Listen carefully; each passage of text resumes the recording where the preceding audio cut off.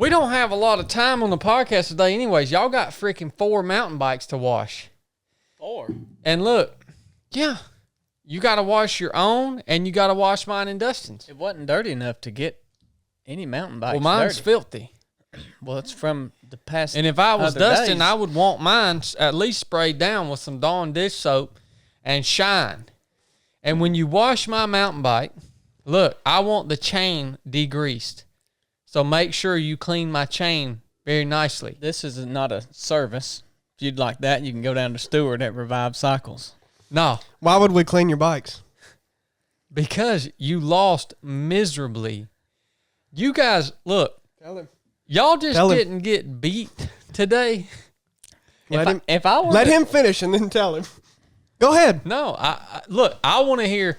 By the way, we got our brother Dustin on the podcast today. What's up, Dustin? How's it going, guys? Going good. Dustin's former Marine showed up to. I know y'all don't use that term. Dustin's a Marine. You know, some people call Marine devil dogs. Amen. Is that a derogatory term to a Marine? No, we enjoy it. Okay. Dustin's just off camera, by the way. One day we'll have multiple cameras in here where we can get everybody. Anyways, no, I want to hear what y'all have to say for yourself because it was pitiful. If I were to title the event, I would title Retired Navy SEAL, Ultra Runner, trains every day, beats his brother in PT. Who's going to click on that and what bragging rights do you have for that, son? It's like you took candy from a kid and then you want to go brag about it.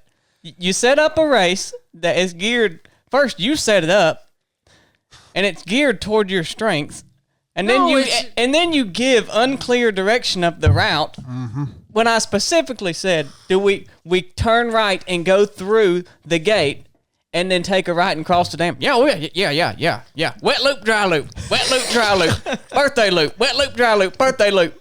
It's like, what does that even mean? And then calls me halfway through. I just want to make sure you're on the right route. I remembered you said something about going through that gate. Don't do that. No, he calls us and then doesn't answer when we call back. We think something's wrong. Yeah. We waste 10 minutes. You went through a dang gate to get onto the campground. No, because we took the power line like we were supposed to. Did y'all take the road? No, we took the power line. Well, then what gate did you go through to get on? When we rode down to... Look, man, it don't matter. If you don't know what the birthday loop is... I've done the birthday loop one time. Chili's done it multiple times. What? I mean, when we got off, I said, hey, well, we've cut off about half of this loop. So somehow we're going to have to make it up or they're going to call us cheaters or whatever. And so we went back and made it up, but y'all distracted us for a good 15 minutes. I would just like to congratulate you, Chad. You're a much better athlete than me, and you did a great job at beating me today. Oh, you ain't a better athlete than me. Well, hey. You operate excellent. He had me slowing him down today. No, don't admit that crap, Blake. Dustin was my partner. So it was 2-man teams, me and Dustin on Blake and Chili. By the way, this was one of them exercises where you do a swim, a bike, and a run. He acts like he doesn't know that's called a triathlon. Yeah. What's that called again, Chili, when you do 3 of them things like that? So, look, this workout, it was not tailored. It has 3 disciplines in it. It's not tailored to my strength. My strength is running. Your strength is biking. You're the mountain biker. Chili's strength is running. So you're telling me you was in the Navy SEALs for however long and you don't think that you are a better swimmer than all of us here? Dustin's a dang Marine, man. He was on your team. Okay. Well, look. No, I ain't complaining about the events. I mean, yeah. It was fair and square. What's I'm y'all's just freaking excuse for your poor performance to swim? Well, you knew we were swimming today. Why didn't you watch some dang YouTube videos about how to learn how to swim a little bit? Y'all look like some freaking 8-year-old kids in a kiddie pool. You did a great job, Chad. Excellent performance out there today. I wish I could have been a little closer to you so I could have seen you perform in your element. Well, look, man, y'all gonna have to tighten up. You too, all right? You two are gonna have to tighten up. What do I need to do? What do I need to work on? You need to work on your swimming. You need to work on your mountain biking. Let me tell you how this PT went. You don't know how it went. No, I know the parts that me and Dustin saw while we weren't ahead of y'all. Okay, we get all online with our mountain bikes. Online. Yeah, we're online on the start line. 3, 2, 1, go. Yeah. The whistle sounds. First, Chad delays the PT by about 30 minutes because he hasn't pooed yet. So he sits over there just tire kicking.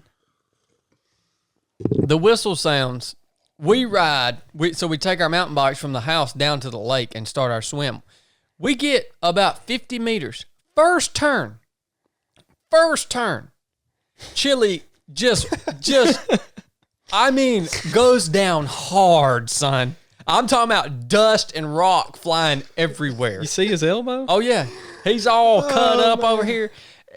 Look, man, right before that happened, I was like, Chili, where's your helmet? He's like, we don't need no helmets. This is all fire roads, man. Well, First turn, down hard. I didn't hit my head. You know, you look, man, you need to work on your swimming. You need to work on your biking. Look, I know. like you need to look, man. You need to work on motivating your team member. That's your what teammate. That's what you've been saying all day. Yeah. What am I supposed to do? Figure it out, man. I tried. Did he try to motivate you? Yeah. I'm not easily motivated. Old Blake moves at the pace he's going to move. And it doesn't matter what else is going on. I just do what I do. Freaking kicks like a mule, man. I mean, Listen, let me tell you some things you need to work on. You need to work on communication and listening when people are asking you questions and not just blow them off with a yes. You need to work on paying attention when people are talking to you so that you can show up to other PT sessions on time and get the days right about where we're going and where we're meeting. So you're a really good athlete, but you need to focus a little bit on listening to other people about when they're talking. Don't bother me with bull crap details about scheduling and stuff. Look, Well, how you going to get there on time? you need to make sure I know. I did. That's y'all's dang job is to make sure I know where to be and what we're doing. And then that's our job. yeah, you know I'm the pit bull of this operation, son. All right. Well, I mean, That's like does me the pit bull got to? Does the handler got to open the mouth and then No. close it too? That's like me going to a coon hunt and expecting my dog to meet me at the hunt. No, that's like you going to a coon hunt and someone saying, "Hey, Chad, this hunt starts at 8," and you show up at 9:30 and say, "I thought I was supposed to be here at 10. I thought we was meeting down at the Kroger at 10." No, I am the dog. You guys are the handlers. You're supposed to load me up in the box, make sure I have my water, food, you put the collar on me, whatever equipment I need, and make sure I'm on time, on target, all right? And when it's time to do work, you guys snap me off a leash. Look at this. I am the best Be careful with in this. the world, son. I will take all comers right now. I am more fit than anybody else out there. Right? I will keep crushing y'all unless you tighten up. So hey, you're hey. the most fit person in the world, and you're going to brag about beating me out there? No, listen to me. I've already asked you at breakfast about doing that again. If I would love for Dustin and Blake to do it, but I don't think they're going to. So you and me, let's go do that same try. It's a triathlon, Chad. Let's go do that again. And let's see what happens. You know what? You won't do it though. You're No. telling So me. I'm publicly calling you out. You're showing me the issues with yourself right now. You don't get a second chance in combat, son. It's not a second chance. I'm not asking for a second chance. This is round 2. He's challenging you since you said you're the best athlete. I don't He's need to- calling you out on a one-on-one, head-to-head. I don't need a second chance. I don't need to redo nothing. We lost this morning. I would like to have. You're asking for a redo. Do you get a redo in combat? Dustin, negative. this ain't a redo. It's round 2. A redo would be the same teams again doing the same thing. No, I mean you can't redo anything. It's round 2. You know what you Chili's fired up. Yeah, you know what he should have done? He should have put out harder and motivated his teammate and been better prepared this morning when we entered into this combat with one another so that he could have won, and now he would have a leg to stand on. No, I would still want to do round 2. Well, first off, nobody even knew what we were doing this. I sent Nobody. a text last night. You said, yeah, Team PT. What has Team PT ever been? We go out and we work out. It's never been. I sent a text teams. that said run, swim, bike, and run. Yeah, but nobody knew what the deal was. Look, You did a great job, Chad. what's your take on all this, Dustin? Oh man, I know I got a text saying I was supposed to swim, bike, and run, Yeah, I got it too. and then I showed up early, and we waited on Chili for about 30 minutes. Well, I left. I would have been on time, but there was a detour that I didn't know was going to take 20 minutes. I thought it was just going to take me a couple, That detour sucks. 2-3 minutes. Yeah, it does suck. It took me 20 minutes. Because first thing I did was I got to the signs that said you're going to have to take a detour. And I saw all this heavy equipment on the side of the road, you know, when you pull off and I was like, well, it looks like they're not even there. I can just probably go past this construction site. So I just drove past the signs that said detour here. And I said, I'll probably just be able to go. Well, then I went 2-3 miles and then the whole road's blocked. So I had to turn around and then take the detour. So I don't know. It took about 20 minutes, but I hated it. Yeah. You having to do that every day now? Well, Chili, yeah. just call it in normal Chad style. When you mess up, it's somebody else's fault. When you can't show up to PT on time, it's someone else's fault because they should have come and picked you up. Well, He should have come up to Chattanooga or met you at the detour at least and told you how long that was going to take. Well, you I'm know? still confused about how somehow it's my fault, like, for not motivating you and you didn't motivate me. I mean, what? Dustin, we worked together as a team, didn't we? Didn't we motivate one another? So did we. Amen. Obviously not. You freaking literally sucked today. You literally sucked. You understand we spent 10 minutes sitting still trying to call you. Well, I don't give a crap. That's your decision. That's your decision. You don't just call Don't worry about me and Dustin. Dustin's a dang Marine. I was in the Navy. We both have medical skills. Don't worry about us. We weren't worried about that. You called somebody during Twice. a competition Twice. and didn't answer when we called back. That's because that phone, it dials. It will dial. I probably called you 5 other times. Wasn't it doing that, Dustin? Yeah. So In my vest. when you answered the phone, and said, "Hey, I just wanted to make sure y'all was on the right route." That didn't mean that That meant you pocket dialed me, and then when you called me back, I just figured I would go ahead and address that. Yeah. So, hey, man. what a liar! Hey, look. Y'all listen. I called him out. We won't do that tonight. He'll have an excuse. Oh, no. So Well, draw the conclusion that you will from that he's gonna find something else to do. no, man. I'm not giving you the satisfaction of getting a redo tonight. You're going to have to wait for that. Just challenge him to just a foot race, Chili. You ain't worth my dang time. Hey, Ain't worth my time to even race. It ain't until you get better at swimming and biking. You ain't even worth my time to go out there and race you. I hope our wonderful audience is able to understand that all you're doing is ducking me right now. Listen, That's all Chili, you're doing. Last time he did this, everyone just told him it was absolutely pitiful at how he sits over there and gloats about winning. There was people commenting on there saying, "That Chad, really, man, that was just ridiculously pitiful how you were doing that." You know So what's just gonna let be, him have it. Just let him have it. You know what's gonna be pitiful? When I take a video of you guys here in just a little while with a wash rag washing my mountain bike. Oh, we can't wash it today. There was no time parameters on when it had to be washed, so I'll wash it for you. Just I won't be able to get it done today. Got too much on the calendar.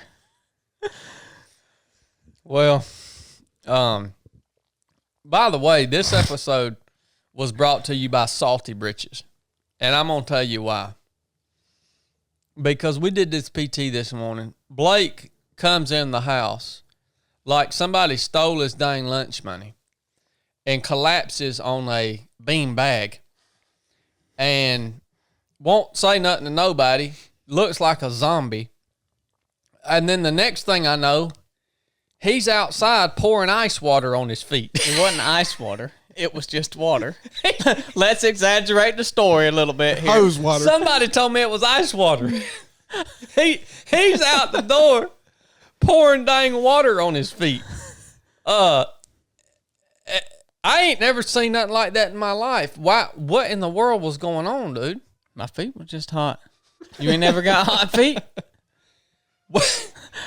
Why were your feet hot? Just a lot of friction going on. I didn't have no salty britches on my feet. That's why this episode is brought to you by Salty Britches. Because if you don't take care of your darn feet, you're done. Period. You're done.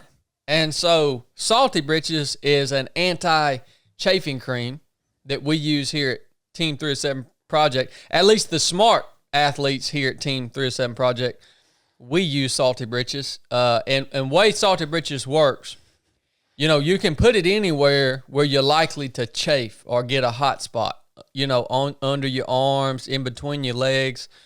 Everybody's body is different. Well, the way I like to use it is I like to take some Salty Britches and put a thin layer on my whole foot, right? And then I like to pull my sock up over on top of that. And it really helps tremendously. It really does. It's a great product. Amy is an awesome lady. She's been on the 307 podcast. We love Salty Britches. I've been using it now for about 2 years on all of my ultra endurance events, and with great success. So go get you some Salty Britches at getsaltybritches.com. Check them out on Instagram at getsaltybritches. I'll attach a link along with a pro code, especially for 307 Project listeners, in the show notes of this episode. Thank you, Salty Britches, for sponsoring this episode. So y'all decided not to wear socks. Is that right? Yeah. Well, again, What's the thought process behind that? Because that's another dumb thing y'all did. I mean, transitions are quicker when you don't wear socks. And I got out of the swim, put my shoes on, and was ready to go. I was fine. Why was that dumb? I had no problems. What did you think? Do you think it was a good idea, Blake? well, I got one little blister there. It wasn't a terrible idea, but it wasn't the best. Hey, It could have been better. It worked for me. when a man's out front of the house pouring water on his feet, something has went terribly wrong. That ain't just a blister. Oh, you yeah, should've that's all put- it is a blister. Well, you should have put socks on. I didn't.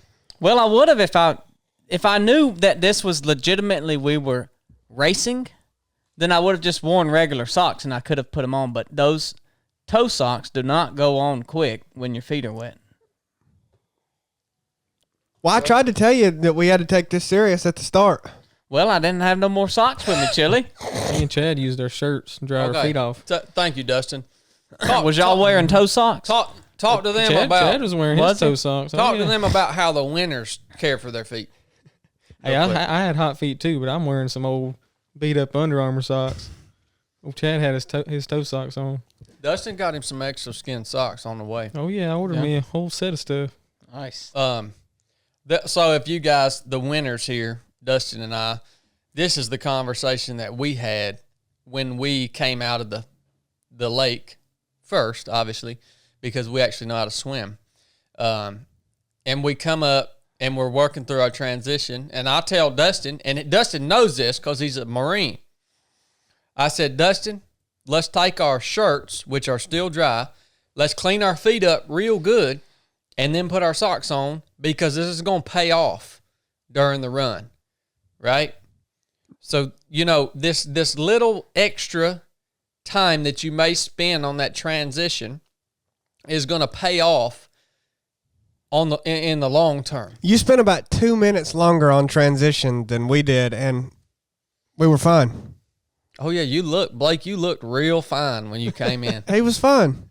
Yeah, I mean, that wasn't slowing my running pace down.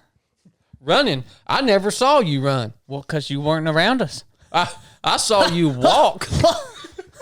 I saw you walking up that driveway. Hey, how did we come up that driveway, Dustin? Oh, we was moving, son. I was hurting. Doubtful. I was hurting. I've never seen him run up that driveway. Hey, we had a I've good tried old to get him pace. to run up that driveway 10 times. I don't even, it's an exaggeration, but several times, and you haven't done it once. What'd I say, Dustin? He said, "Hey, let's finish this strong," and we did. Yeah, we ran up the driveway, Man, all the way to the house. You are so awesome, man. That is so cool. I had a good team member. I had a good team member this morning. We worked together. We motivated each other. Y'all, we y'all did good. We took time, prepared ourselves. We knew how to swim. We worked together too. We went ahead and took care of our feet, all the things that we know how to do. Yeah. We did that. That is amazing. I'm just appalled at how excellent y'all executed that mission. Appalled? What do you mean? You're proud of them? Yeah. Yeah. Not appalled. I'm proud. Well, I mean, I don't know what else to say about this, guys. I don't either, but I love how long we talk about it whenever you win something, and when you lose, it gets glassed over like it never even happened. Y'all know that I think every now and then we'll open Team PT up to the public. Obviously, we've got to do some more of these swim, bike, run deals because it's really identified a weakness in our team here.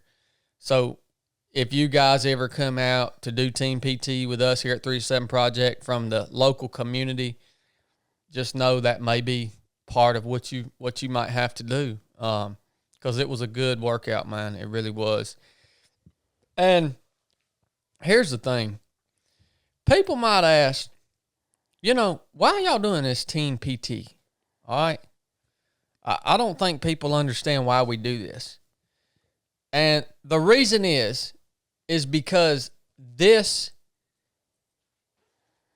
Team PT is probably the most valuable thing that we can do as a team of business owners and leaders. It's probably the most valuable thing that we can do. Really, it is. What it does is it creates culture. It creates culture, the culture of 3 of 7 Project. A part of it is formed through this Team PT. Just like Dustin said earlier, we go out, we find each other's weaknesses, we find each other's strengths, we compete against each other, we create stories, we create memories, we watch Chili freaking wreck out in the gravel like a bag of crap. Well, I'm thinking you're not creating a very good culture here. Oh, no. Especially for Chili, the way you just called him a bag of crap. We are breeding competitiveness within our team. And, it's interesting to me. So this is what we did in a SEAL platoon. Every Friday, we did what's called a monster mash. If we were in town and it was a Team PT, just like this, it would be platoon on platoon at the SEAL team. The last one I can remember doing, we got on a MH-60 helicopter. We flew out 2 miles off the coast. We cast it out of the helicopter with fins on, swam 2 miles into the coast, did a 7-mile run to an obstacle course, did the whole obstacle course, picked up a litter, and then we had to carry one of our teammates on the litter about 5 or 6 miles back to the team. All right? That's what a monster mash looks like. And, you've got the best fighting force on earth, and they do Team PT. Team PT is important. Oh yeah, it creates a lot of camaraderie. 100%. Morale, camaraderie, competitiveness, all the things that you want in business is forged here. That's why I take Team PT so seriously. And one day, when we have 10 team members or more, Team PT is going to be a mandatory part of working at 3 of 7 Project. If you don't want to do Team PT, don't even apply. And just wait. Like this afternoon, you don't want to do it? No, Team PT's over, brother. Oh, okay. You're trying to get a one-on-one competition going here. No, I'm not. I would love for anybody and everybody to do it. So I'm trying to tell. Look, Wait till y'all see. Y'all give us 3 to 5 years. You wait till you see these team PTs in 3 to 5 years. And let me tell you right now, this type of stuff is the reason nobody will beat us in nothing. Whatever we want to do. You know why? Because I'm going to go ahead and tell you, I'm in a crap talking mood, and you want to listen to it or not, I don't care. But I'm going to go ahead and tell you, I and Blake, we get to hang around a lot of these Instagram people. We get to hang around a lot of these people that have these big brands and all businesses and all this stuff, man. You want to know what 98% of them consist of? Talk. They all talk. I see it firsthand. They ain't going to do nothing like this. Period. Ever. Because they ain't got no grit, and all they want to do is sit around and talk. And some people, and maybe that draws people unto them. But look, you want to go to the next level, man? If you have a business, a small team in business, come on out, man. Hit us up. Hit us up. We'll set up some training for you. We'll take you through a team PT. Hit us up. You want to take your business, your team to the next level? This is in my opinion, not the only route, but a key component of it. And that's why we do what we do. And that's what sets us apart.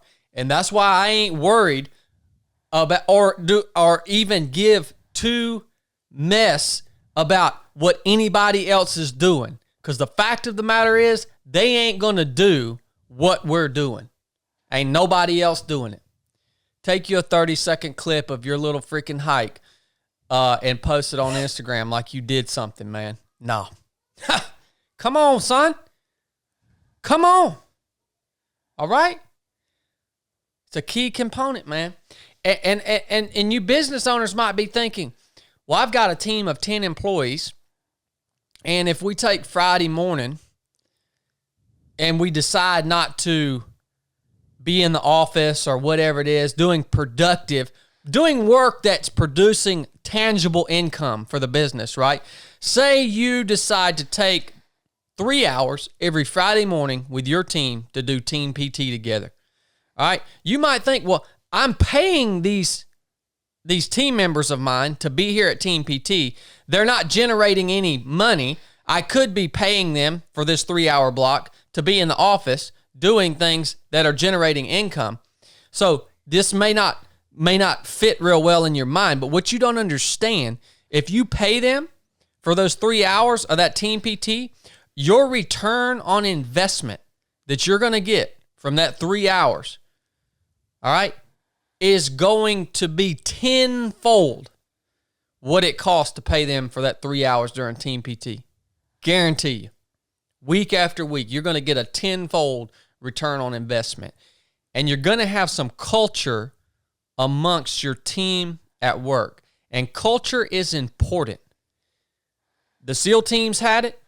I'm sure your units in the Marine Corps had it, Dustin. Mm-hmm.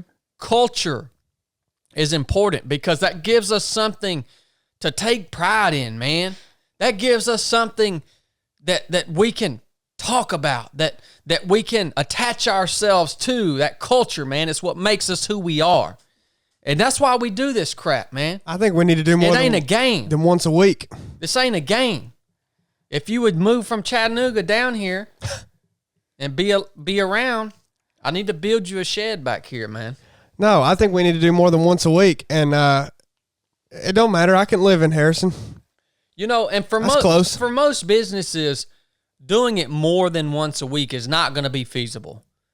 But once a week, or even if all you can afford is once a month, do one day or half a day once a month. It's a game changer, man.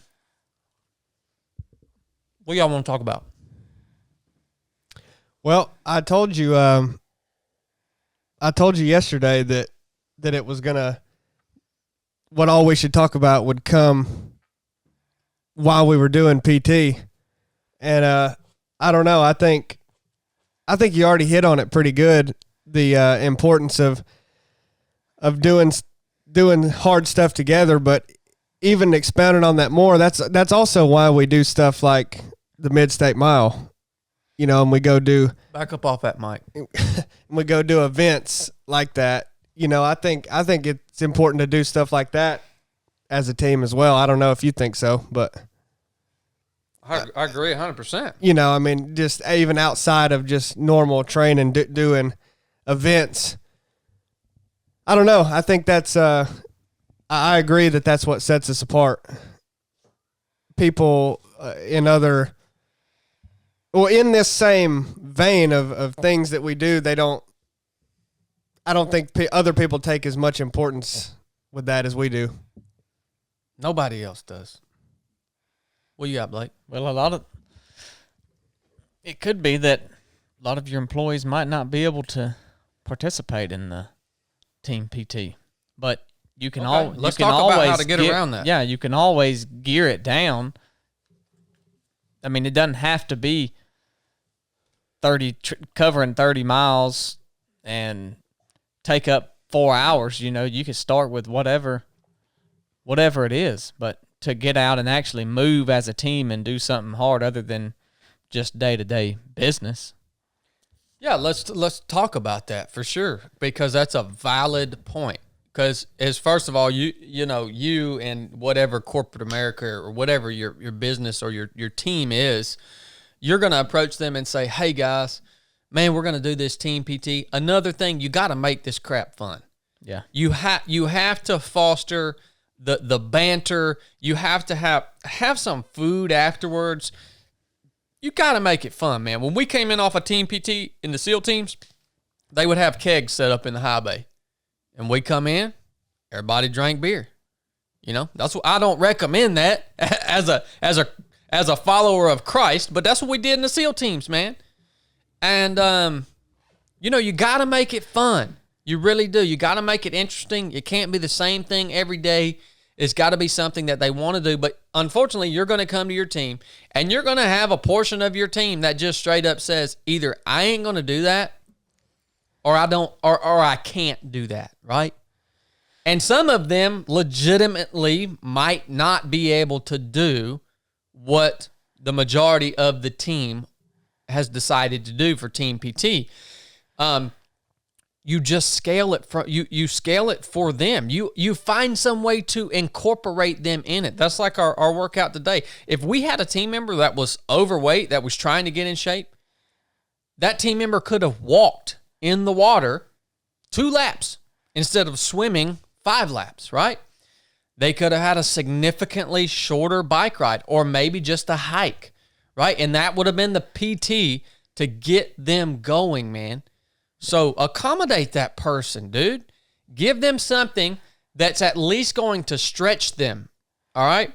So your top athletes, your people that are fired up about this, they need to be stretched, right? Well, your people that aren't quite ready, you got to provide that opportunity for them, or even incorporate them in some way that they're supporting the other team members. If they just absolutely have an injury, they just absolutely can't come out and PT with the team, let them be out there to support the other teammates out there, man. I mean, that's good enough. That's part of teamwork. Yeah.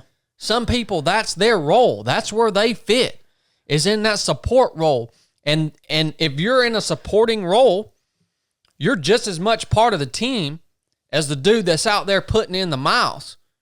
Really. Yeah. So. Well, I think that hits on a broader subject with, like, the team that you've built. Like, you could ask, how important is it to have people physically fit working for you, right? Because your business may have nothing to do with being physically fit or athletics or running or anything. But I think it's still valuable to have people that are physically fit, because it goes with, the whole thing that we preach, complete yourself. If your body is lacking, then that's a problem with somebody that you've that you've hired, really. I mean, it's going to decrease a human being's productivity. right. Well, the problem is most corporate businesses don't give two craps about their employees. They just care That's about a what good they point. can do for them. So the people that are hearing that are, if you own one of those business, they've probably just tuned this out like it's not a thing. But if you really care about your employees, and even if you have a big business, I mean, you can still take your top leaders and say, hey, we're going to do this, and let them, let it either trickle down with them with their individual teams or however you want to do it. But regardless how big your company is, you can pick your top 5, 6, whatever, 10 leaders and go out and do stuff with them. It doesn't have to be a small team, but it all boils down to, do you care about your employee and do you want to do more for them? And if so, this is a great way to foster that culture in your business and to build up your team members as people. Yeah. You know who does this really well is Impact. Yeah. Stephen Odom and Yeah. Zeb. They do this really well. And that's why they're the best in their space. Yep. And they freaking went straight to the top. Yeah, it shows your employees that you care more about them as a person than what they can do for you. Mm-hmm. It's been proven that fitness is amazing for your brain and your ability to remember things and work harder. And I mean, it helps tremendously. And I know the guys at WinShape, they have an amazing leadership course. A lot of the fire department guys go to that. I was going to ask you guys, how is it in the fire department as far as morale, camaraderie, really that team, that feeling of being part of a team, and what do you guys do to foster that? Yeah, I think it's just like the military. There's good eggs, bad eggs. You just have to. It's really the crew that you get put with. We have 10 stations. I mean, you got 4 to 6 guys. I mean, as long as you all click, I mean, you can run amazing. You have one guy that's in there just real negative and he's not where he wants to be. It can bring you down, but you have to really work around that. But, Yeah. Well, I'll like say, I said, yeah, they go to leadership courses. Yeah, it helps a lot. Floyd County is really good about that amongst everything. I remember we used to have a softball tournament. It was like the SWAT team, the police department, the fire department, and everybody that worked in the county would go out and compete in this. It was just a softball game, but it was still something that everybody went to. It was just a good time, Mm-hmm. Oh, yeah, we won that the last 5 years. The firemen always win. We're doing it again this year. I think it's September 18th. I'm not going to confirm that, but yeah. Well, you guys got don't you guys have some competitions coming up with this big meeting y'all are having? Yeah, we got the firefighter competition on September 10th. And we're all geared towards that right now. We're training for that. What's that going to look like? Are those competitions like where you're going to be like kitted up, like really geared toward what you guys do in your job? Yeah, it'll depend on how hot it is that day, but for the most part, yeah, we'll have everything on except for our air packs and our face pieces. But as far as I know, we'll have helmets, jackets, our pants on, and we'll be hot and we'll be moving. That's going to be awesome, dude. Yeah, we get to come speak. Maybe is it toward the beginning, I think? Yeah, I think it's on the 9th. I think it's the day before. Yeah, it's been the 9th, I think. Yeah, I'm so pumped about coming to speak there, man. I really am. Yeah, that's an awesome culture. It seems like from the outside. I do know what you're saying about, the one bad egg, Dustin called it. In a SEAL platoon, you'd have the same thing, man. In my last SEAL platoon, happened to be the bad egg was the platoon chief, the leader. And it's hard to get rid of them, man, in the military. And I imagine it's hard to get rid of them in the fire department. Oh, yeah. Them guys stick around for 30 years. Yeah. Some of them get shipped off somewhere else, to a different station where you're not seen as much. But some of them don't, because you can't put them all in one place. That's hard to get rid of anybody in government work. That's what I'm Absolutely. saying. That's what I'm saying. Yeah, it's hard in government work, and I've had. I remember I was doing a speaking engagement in New Zealand for Volkswagen VW and some of their big leaders there, and they were asking me about their bad egg. Right? They were like, "What do you do with a person that just doesn't get it? Is just not fitting in, right? And this isn't government, so they got a little more freedom of movement." And I'm like, really, man?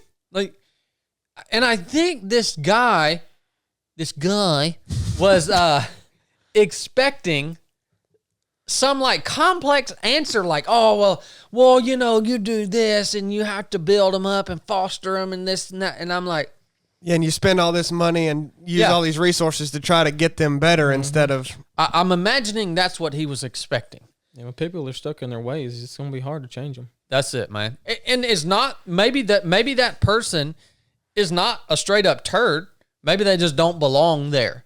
You know, likewise in the SEAL platoon, if you had someone that just wasn't cutting the mustard, the dude might not have been a turd. He probably could have done a good job somewhere else. He just didn't belong there. And I just told this dude straight up. I said, look, this is what I would do for that bad egg. I would counsel him gently one time and like try to get an idea of what he or she needs. If something's missing, whether it's in their professional development and their equipment, maybe it's something going on at home, I would try to get a good handle on that, you know, a good assessment. I'd spend some time with that person. All right? And fix whatever needs to be fixed, or at least attempt to, or get the ball rolling. Make sure they have everything they need. The second time, I would counsel them harshly. Right? The third time, they're gone. That's it. And so, I mean, that again, that mindset does for me go back to the SEAL teams. That's how it was, and everything that we did in CQC, close quarters combat, which is very technical.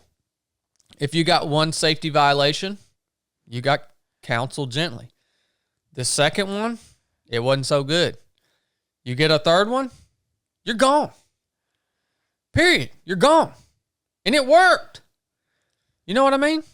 So it's pretty much that simple, in my opinion. I'm sure there's more complex answers than that. But well, the reason it's complex right now, for one reason, is a lot of people don't want to fire people, even if it's, you know, not a fit or bad performance, or they're bringing everybody else down, all those bad reasons or all those bad qualities that may be in somebody, because hopefully they still care about that person and don't want them to lose their job. So I totally get the reluctance to want to just fire people. But an interesting dynamic in today's world is sometimes you have to think about how you're going to replace somebody that you fire, and nobody is, like in this right now, everybody's needing employees, right? Like it seems like everybody, whether it's fast food or, well, heck, we could use another one here. Yeah, I mean, like everybody. Mm-hmm. So if you get rid of somebody, I think there's a lot of fear, especially in today's world, that, I can't find somebody to even fill the role. Like this dude's doing a bad job, but it's better than nobody doing it. You see what I'm saying? So, in that position, I think that's where it could get tricky. Is it better to have nobody in a position and no work get done, or to have somebody who's doing a crappy job but get some stuff done? I've ran into this. Yeah. We've ran into this. Yeah. Well, that's really applicable to now. So okay. Yeah, I mean, within 307 project, we have had a scenario where we had someone that was doing a bad job, and we let it go on longer than we should, and it was reflecting poorly on the brand. and we learned a big lesson from this. My answer to that is it's better to have no one doing the job. I agree. It's especially when it pertains or has some visibility from the customer, right? It's better just to cut it completely out, even if it's costing you money to cut that out of your business for some period of time. Don't permanently cut it away, but if it's going to cost you money until you get the right person in there to do the freaking job, in the long term, in my opinion, that's the best answer. Well, I agree because, there's more problems and more long-term problems the longer you let something go on than you may not have anybody doing that job for a while, but then begins the active, you really try to find the right person. And you mentioned Odom and Zebley earlier, to get the right person on the butt. I mean, that may take a while. But so be it if they're not there yet. Well, it's like an infection. You got an infection. Is it better to cut it out and deal with that wound for a little bit than let it heal, or just let it spread? Yeah.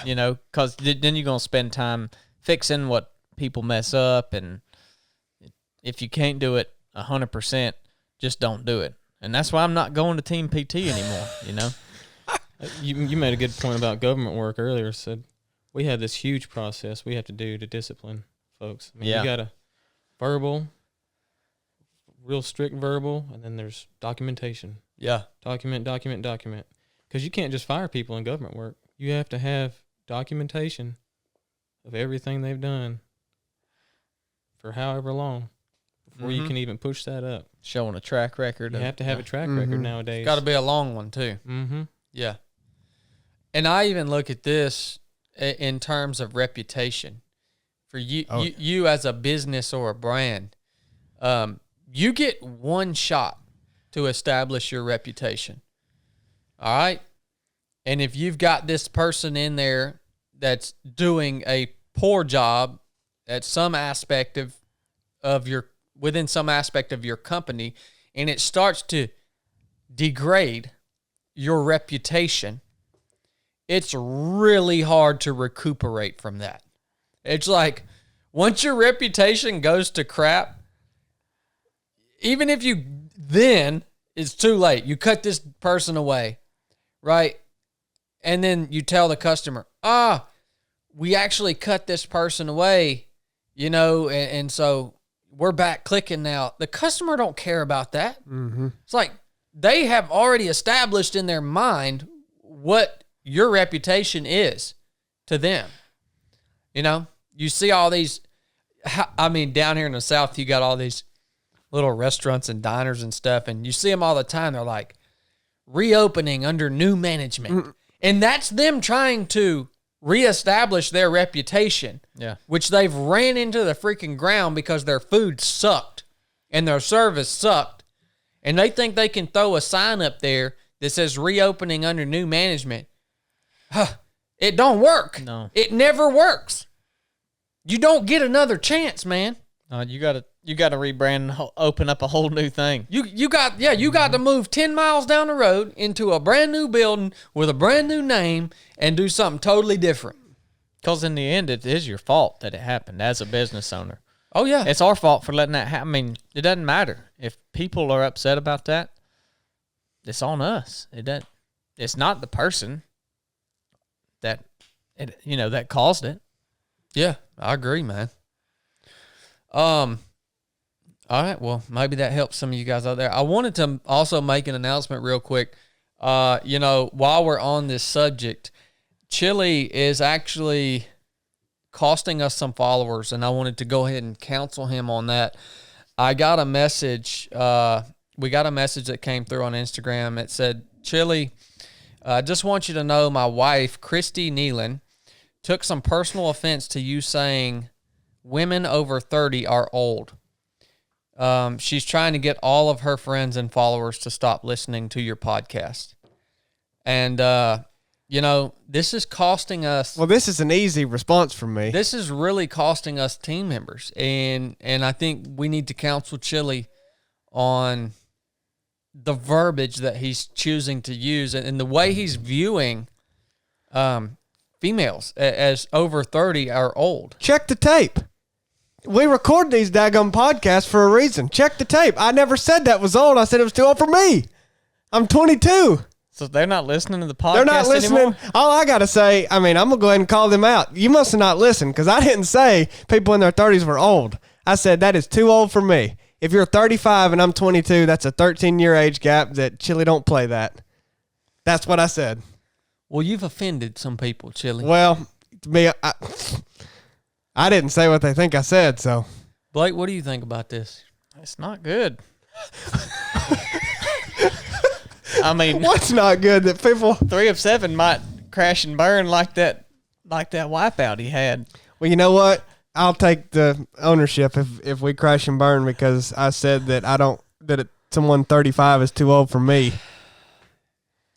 Man. What do you think, Dustin? I ain't got no problem with women in their 30s, man. Well, how old are you? I'm 28, so it's not that bad. Yeah, 35. That's 7 years. That's a little closer. My wife's over 30, Chili. That's too old for me. that's all I said. And it's not too old for people in their 30s. Good gosh. It just, you're a little bit abrasive to people, Chili. You're just a little abrasive. Well, that ain't going to change. I'm going to go ahead and tell you. So is this my gentle counsel? Yep, this is your gentle counseling. All right? Take it. Take it as, all right? Mark it in the book, Blake. So the harsh one's coming next. We need a track record. Yeah, mark it in the book. We need some documentation on this. Well, let me ask this. You said her name was Christy? Mm-hmm. Christy Nyland. And Nealon. And she must be mid-30s? Yeah, I mean, look, I checked her Instagram page out. I sent her a personal apology from my page. She looks like a very attractive lady. Oh, I'm sure she is. How old is her husband? I'm not sure. Is he 22? I don't know. I don't know her husband. Probably about 35? Dude, why are you asking me these questions? I'm Do asking. you think I ran a background check on this? I'm the only one asking any questions that make any sense. The good part is the counseling has been done. Blake, mark it in the book. The good part is we're up to 970 reviews on Apple. Why is it taking so long to hit 1,000 reviews? Guys listening to this, and girls, I know there are thousands of you listening to this. I can see the downloads. There are thousands of you. Will you please, if you get anything out of this show, even if it's just comedy value, will you please leave us a review on Apple Podcast Player, all right? This helps the show grow. In a certain sense, it helps the show populate when people are looking for podcasts, all right? So that's why we're asking you to do this, if you don't mind, if you get anything out of the show. Just like it can be just a one-word review and give us however many stars you want. But it helps us a lot. It really does. Along with our Patreon members, our Patreon members carry the load of this show. They allow this show to happen. Without a doubt. But if you don't want to or can't afford to support the show on Patreon, I understand that. At least leave us a review. We would greatly appreciate it. It works the same on YouTube. You know, if you just comment, it can be a one-word comment, but we're recommended in more people's suggested videos, when you...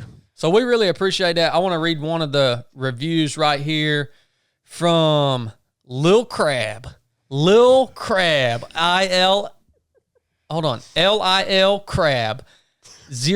Lil Crab 01 says, I was not a huge fan of podcasts, but after stumbling upon this particular one, you see, Lil Crab stumbled upon this podcast because y'all have left us some reviews, and it populated up to Lil Crab. All right?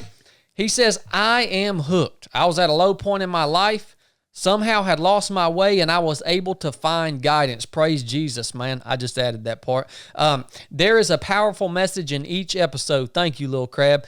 Chad, Blake, and Chili really bring the message home about faith, family, and being a better person to others. That means a lot to me, man. Yep. That really means a lot to me, you know. So I appreciate that review, Lil Crab. And, you know, every one of these reviews, I read every single one. I check it every day to see if any new ones came in and just to see what you guys are thinking about the podcast and the direction you want it to go. So it means a lot to me. Of course, I'd like to share a little scripture before we close the show down. Anything on y'all's heart these days, as far as scripture goes? Anything y'all been looking at, or? Well, kind of what we ended up talking about, and what was, it's a common question, I think, amongst Christians, is how far you should take competitiveness. You know, I was thinking about competitiveness a lot today when we were While you were losing?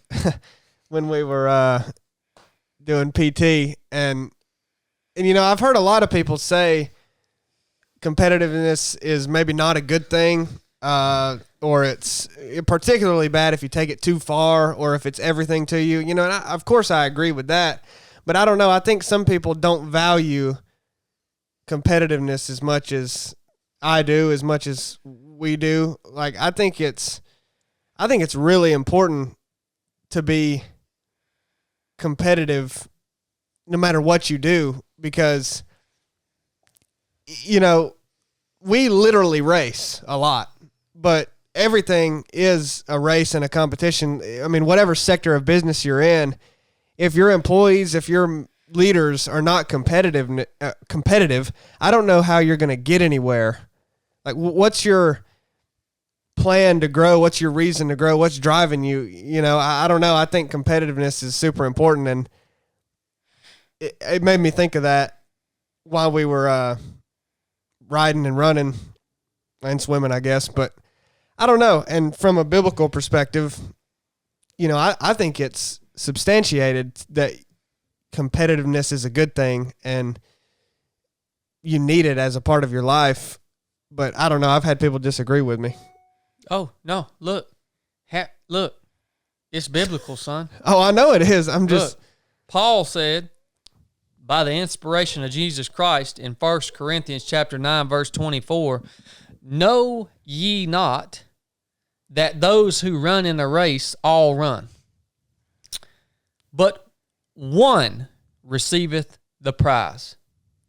So run that you may obtain it. That's the, what. Look, what is that? Run that you may obtain the prize. Yeah. Y'all need to study that daggone scripture, by the way. That hits me. That should hit y'all right between the eyes. Yeah, I mean, that's running to win. That's even as a Christian. Yeah, everything you do. Exactly. I like that, Chili. I like that a lot. I got a scripture I want to share with y'all real quick. Revelation chapter 22, verse 12. And behold, I come quickly, and my reward is with me, to give every man according as his work shall be. I am the Alpha and Omega, the beginning and the end, the first and the last. You know, I love these scriptures and revelations that start with behold. Man, I just love that. That's Jesus, by the way, speaking through John the Revelator here in the book of Revelations. Behold, I come quickly, and my reward is with me. Right? So that's my scripture for the day. You got anything, Blake? I see you over there bleeping around on your phone. Oh, I was looking for something, but I'm ill prepared, so.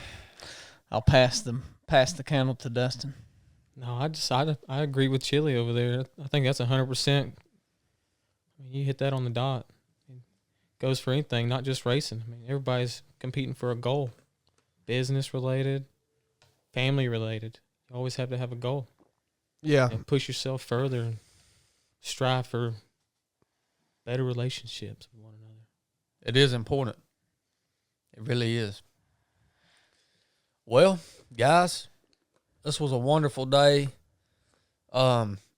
Maybe somebody will listen to this full episode. I doubt many people will get through it. But because the best part of this episode was at the end right there, in my opinion.